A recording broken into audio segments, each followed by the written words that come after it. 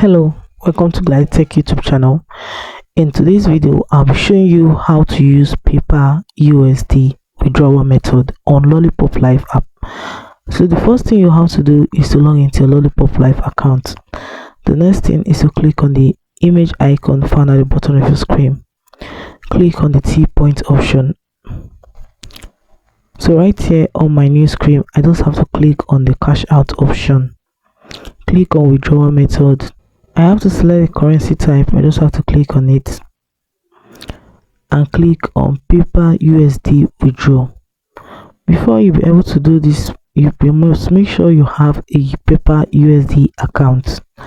So my payment method, I just have to click on it, select the percentage fee. I just have to click on it.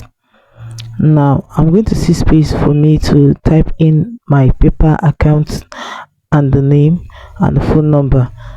Take note, this paper account can also be used by Nigerians, so you just have to, I will drop a link on how to create this account so that you'll be able to get your own USD account and be able to